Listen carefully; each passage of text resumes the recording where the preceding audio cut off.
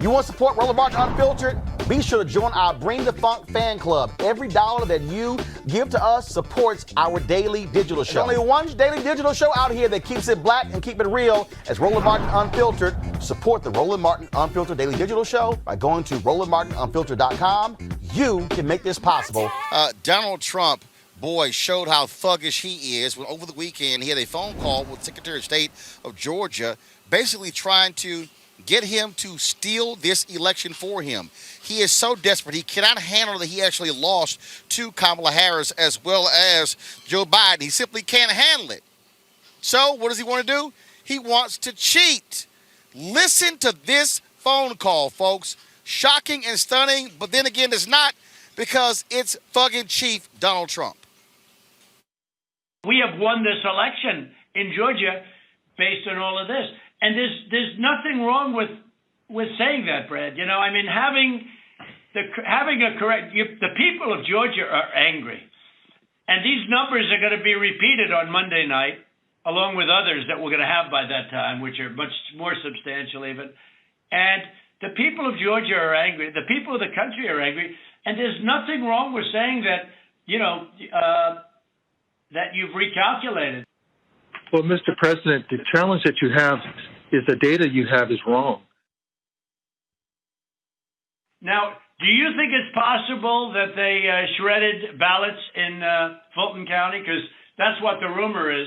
And also that Dominion took out machines. That Dominion is really moving fast to get rid of their machinery. Do you know anything about that? Because that's illegal. This is Ryan, Germany. No, Dominion has not moved any machinery out of Fulton County. We're having. Well, but have they moved?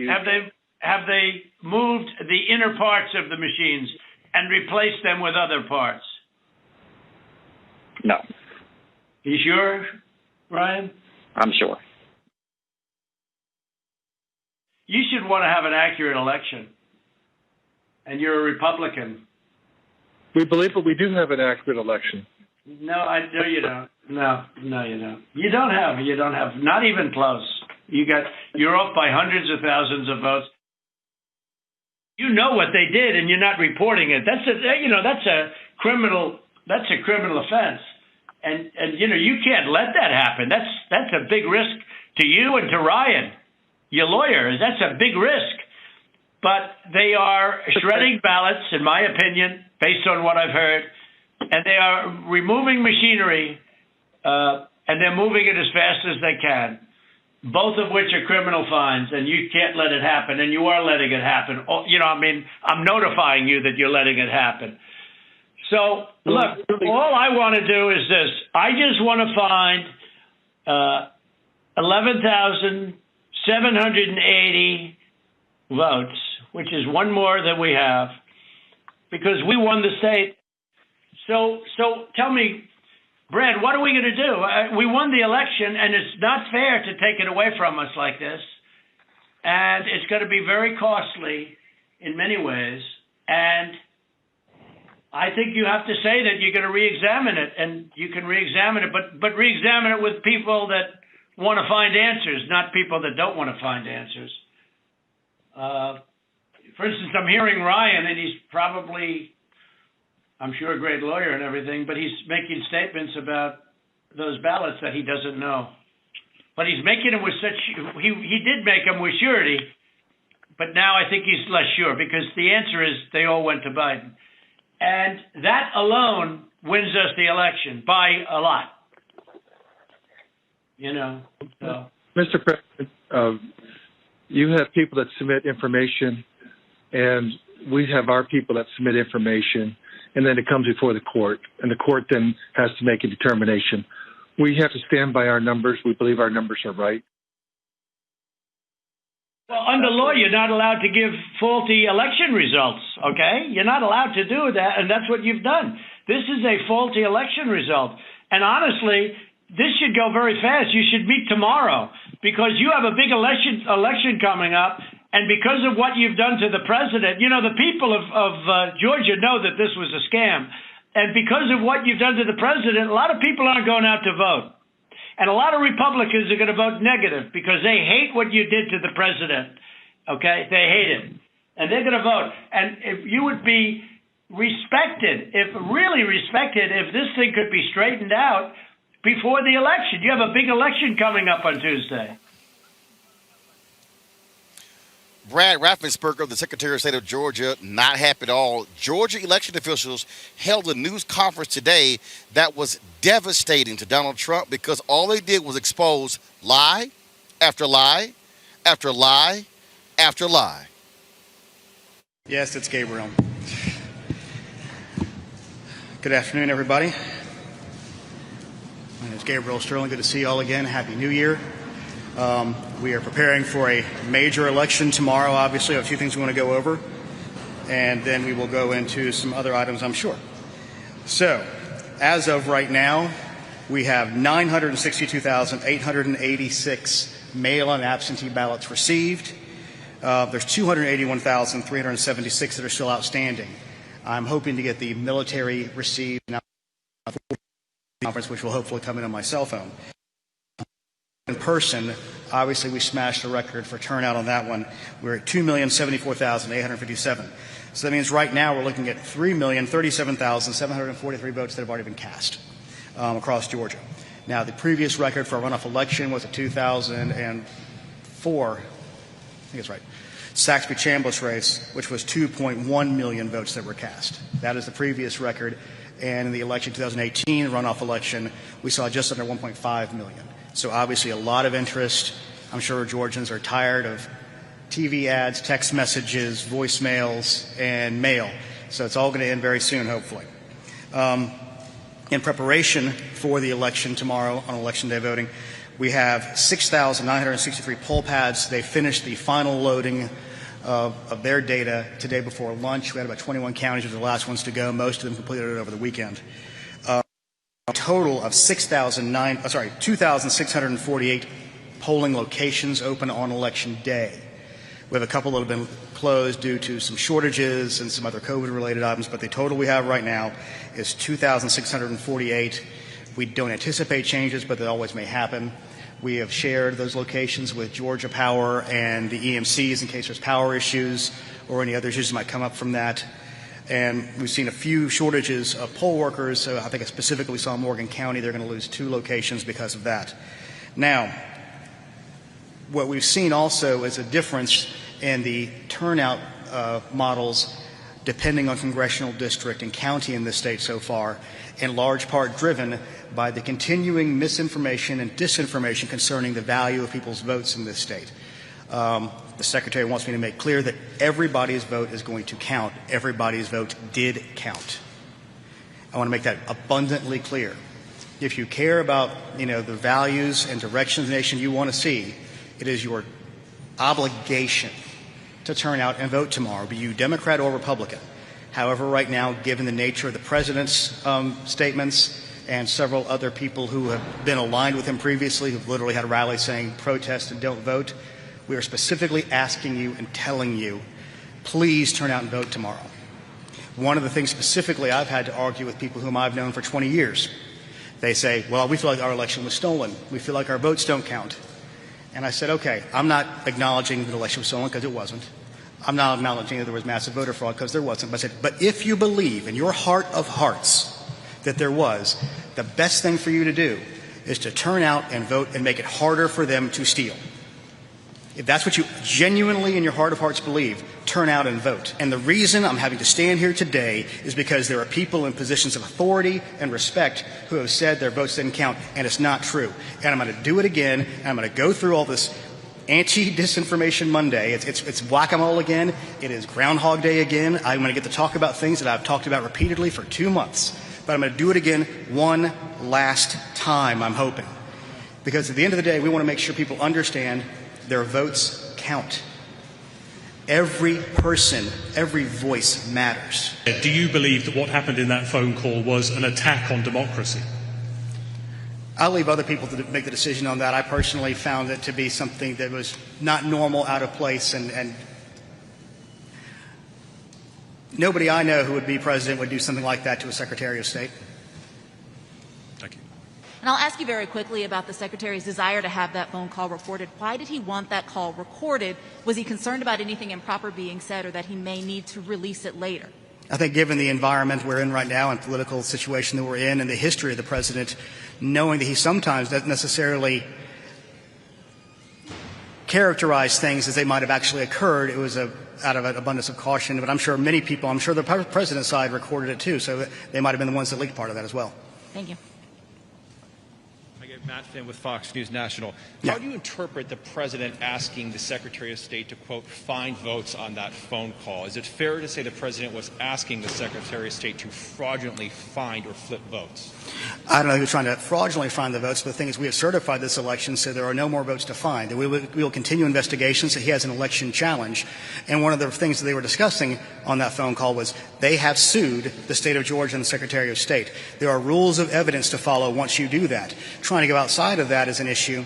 And we've said, I believe we sent our lawyers and sent their lawyers a letter saying, if you want to dismiss your challenge, we're more than happy to share this data with you to show that your data is incorrect and you have in fact lost the state of Georgia.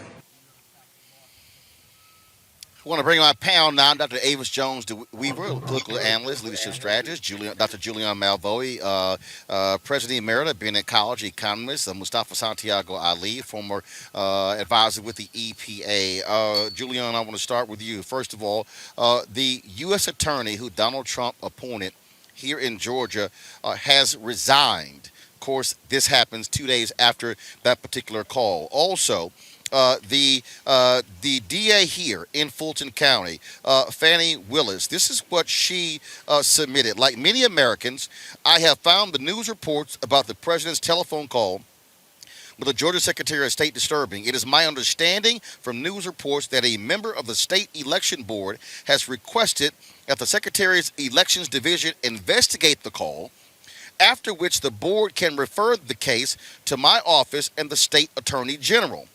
As I promised Fulton County voters last year as district attorney, I will enforce the law without fear or favor. Anyone who commits a felony violation of Georgia law in my jurisdiction will be held accountable. Once the investigation is complete, this matter, like all matters, will be handled by our office based on the facts and the law. Congressman Bobby Scott of Virginia has also called for a congressional investigation as well. Bottom line here, Julian, Donald Trump making that phone call, he is not protected, okay, in terms of immunity, because on the federal level, this was a state law. He's only president less than 20 days. They can indict his ass on January 20th after 12:01 p.m. Eastern. Well, not only could they, but should they? This man has lost his blooming mind. I mean, when you listen to the tone and the tenor and the intimidation and the hollering and all of that to attempt to get a Secretary of State to change the election results, you look at it and say, huh? Really, there are erudite ways to say this, but is really the way to deal with it. Here's a point, Roland, and the most important point.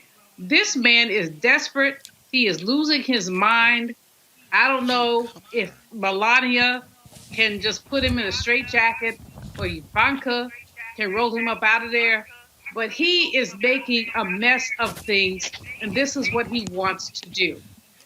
When you listen to the phone call, you must shudder at the implications of a sitting president deciding to attempt to twist the arm of a Secretary of State. But that ain't the worst of it. That ain't the worst of it.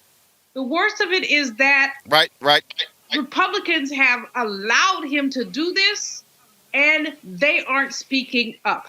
This is a party of And wusses. that right there, and that right there, Mustafa, shows you exactly where this party are. They basically have said nothing. What this man did is egregious. To sit here in the Oval Office and to make that phone call to the Secretary of State, according to NBC News, Donald Trump has tried to call Reffensperger 18 previous times over the last 2 months, and he has been desperate. This man he asked him to go find 11,700 votes, and he's like, dude, race is over. We've counted all of them. Donald Trump asked the Secretary of State of Georgia to go and steal the election, and then he said, all you got to do is just reclassify him. That is absolute voter intimidation. The attempt to steal an election, he should be absolutely indicted because of this. Without a doubt. I mean, it is the most egregious form of voter intimidation that we've seen in a long time. I mean, for you to go to the Secretary of State of Georgia and ask them to actually, sort of just, play some games so that you could win, it's amazing that a president of the United States would actually, one, be that foolish to be on the phone having that type of a conversation, and two, to actually do that. He's been looking for voter fraud for the last 4 years. You hear him talk about it all the time, and all he had to actually do was look in the mirror. And voter suppression also. I mean, because think about all the people, folks who stood in line, folks who made sure that they did everything right to have their IDs and all these other types of things, and then to have the president of the United States to try to suppress their vote, because that's actually what it is, by making sure that they find this additional 11,000 votes that he needed to be able to win. So, some folks might not say this, but it is actually a form of a coup that he was trying to do, to actually have this election overturned, to make himself president, even though when he did not win by the plurality of the votes. Here's what's hilarious, Avis. Dude, if they steal Georgia for you, you still lost. You lost Arizona. You lost Pennsylvania. You lost Michigan. Your ass gonna still lose. But here's the craziest thing. You got Republicans who are saying, let's investigate who leaked it. They don't give a damn about what he said on the call. All they care about who leaked it. They have no principles, no morals, no values. They are grossly unethical. Absolutely. The reason why they want to deflect and go to the issue of who leaked the video, or the audio, it's because they can't defend it. How can they defend it? How can they justify it? How can they say that what happened on that call wasn't in any way appropriate? How can they even say that it was legal? They can't. Okay, they cannot. So they're trying to change the subject by talking about how the audio existed in the first place. Listen, what we witnessed was a crime. He was trying to incite the Secretary of State to commit fraud in that election.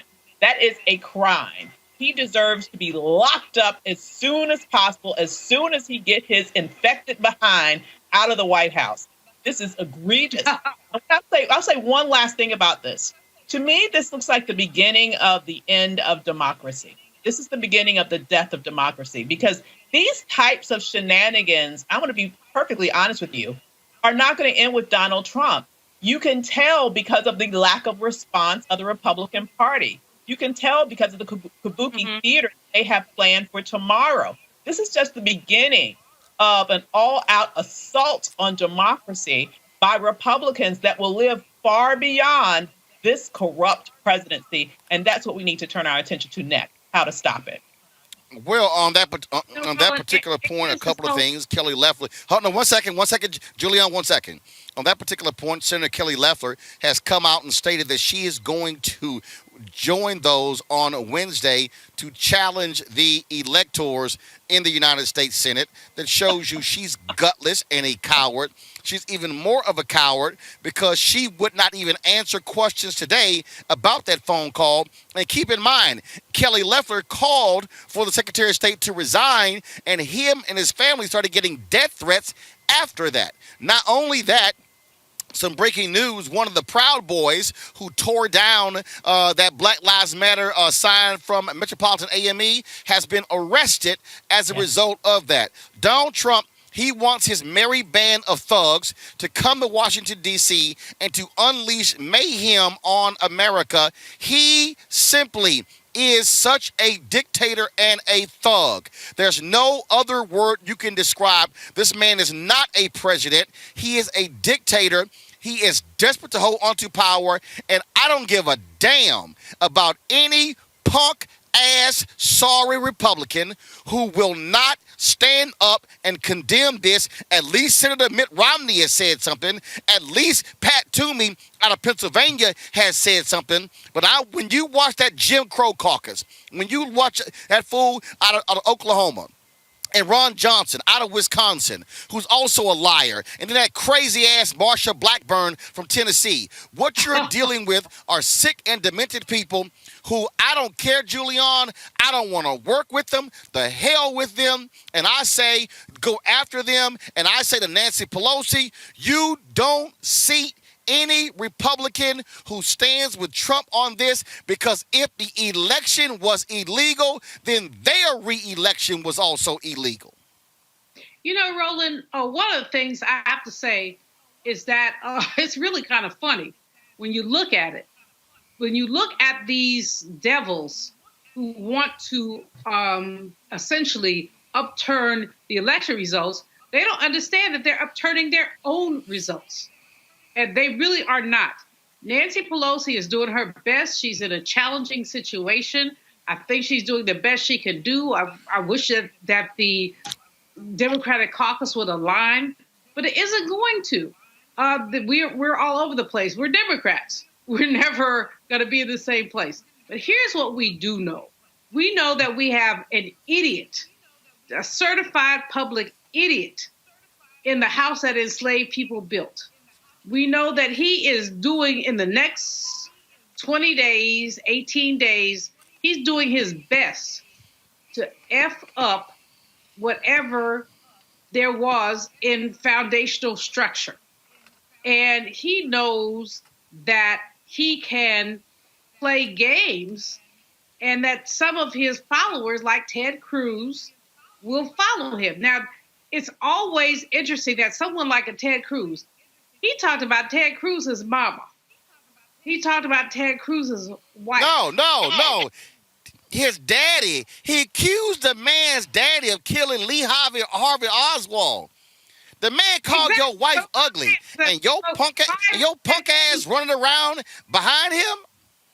That's what I'm saying. Why would Ted Cruz now be in booty licking position, trying to do something? Forgive me for the language, but just trying to do something. I mean, this is totally absurd. But what's most absurd is the way that the Republican Party has abdicated its integrity. I'm not going, we all have Republican friends. We ain't going to say that.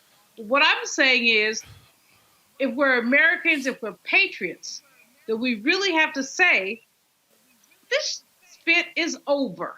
It's over. Look, Julian, they were never Julian, they were never patriots. They were never patriots.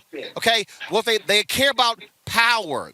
They are sucking up to this man. Hawley out of Missouri, sucking up to him. All the rest of them. Avis, let me be clear. I don't give a damn about none of them. I don't want to work with any of them. I want to bury them. I want to defeat them. Joe Biden should say, I'm not going to talk to any of you. These people, let me be real clear what they're doing. They are saying to America, damn you black people. Because they are only disputing voting in Fulton County. They're only disputing voting in Philadelphia. They're only disputing voting in Milwaukee. They're only disputing voting in Detroit. This is a direct attack on black people. Let's call it exactly what it is. I don't want to, and so it is not an attack on democracy. It's an attack on black people, and that's what they're doing, and we got to call it what it is. And Avis, black folks had better understand, Trump is appealing to white nationalism, and he is saying to these Proud Boys, attack these folks, and that's why they went after a Black Lives Matter sign at a black church, because they have disdain that black people dare to exercise their right to vote, which they did not want to give us coming out of slavery, which they did not want to give us, of course, during the Reconstruction period. That's why the Mississippi folks met in 1890, because they got sick and tired of black people being elected. And ever since 1890, there hasn't been a single black person elected statewide in Mississippi. That's why, even where I'm standing in Georgia, the reason they have changed the runoff law, the law in Georgia was specifically changed because white folks said we do not want to see multiple white candidates running and split the ticket to allow an African American to win. So the reason there is 50+1% voting here in Georgia is specifically because of racism. That was the root of this law in this state. And so what we are seeing, Avis, pure and simple, is a direct attack on the sovereignty of black people in America. Absolutely. This is a frontal attack on the black vote, specifically. As you mentioned, surgically, they have gone and targeted those specific areas and localities that have an overabundance of black voters to challenge. And like now, what is it, over 5-6 dozen lawsuits? Now we have this ridiculousness that's going on again with this call in Georgia, where Fulton County was specifically mentioned out of the president's mouth. That's exactly what's going on here. And you're exactly right. There are these appeals to white nationalism. What it makes me think about is, on the one hand, I'm thinking maybe petty me is thinking, what are these black rappers that were so pro-Trump prior to the election thinking about this now, and why haven't they said anything about it? But beyond that, now that I got that out of my system, I have to say that, I think it's very important that black people understand the power of our vote. And what's exciting to me in the midst of all that, I am seeing evidence that we get it. When you look at what's happening with LaTosha Brown and the Black Women's Roundtable and all that Stacey Abrams and all of those other organizers in Georgia have been able to do, we are seeing amazing turnout, just even in the early voting areas. We're seeing amazing turnout among rural areas in terms of black population. So even if for many years it seemed like the Democratic Party just couldn't get a clue in terms of the power of the black vote in the South, black women have been able to say, oh, hell to the yeah, we can make a difference. We can make a change. We can win. And they have proved it in November. And now what's happening with the Republican Party, they cannot stand the fact that black people are wielding their power in a state that they thought they had sufficiently sabotaged. What we have been able to do is to overcome their voter suppression effort with willpower, with work, and with the power of the sister vote and the brother vote all throughout Georgia. And I'm hoping that they turn out to, at record levels, once again tomorrow, to put the stake in the heart of this demon, because we have to kill it. And one of the first things that this new administration needs to do is to repair the Voting Rights Act, because this is not the end of these types of challenges. It's just the beginning. And that's why, Mustafa, it's a problem when 940,000 black people have not voted here in Georgia. And I'm telling you right now, I don't like these people. I don't trust these people. On The View, they discussed it today. And Meghan McCain said, we got to have more respect and tolerance for Trump voters. Hell no. I ain't respecting nobody who voted for a racist, who voted for a sexist, who voted for a xenophobe, who voted for a narcissistic son of a bitch who doesn't care about anybody else, a man who would rather steal the election, who has lied about voter fraud, who has lied about everything. This man has lied repeatedly. And I'm sorry, if you are a Trump voter, that means that you accepted all of that, and your tax cuts were worth it. You cared about the issue of abortion more than any of that. You cared about all that. No. Damn that. I'm going to sit here and say it. If you are a Trump supporter and you went along with that, then you are just as guilty as he is, because you voted for pure evil. Well, I agree with you. There's that old adage that says you should care about folks who care about you. Donald Trump has shown in no form or fashion that he actually cares about what's happening in the African American community.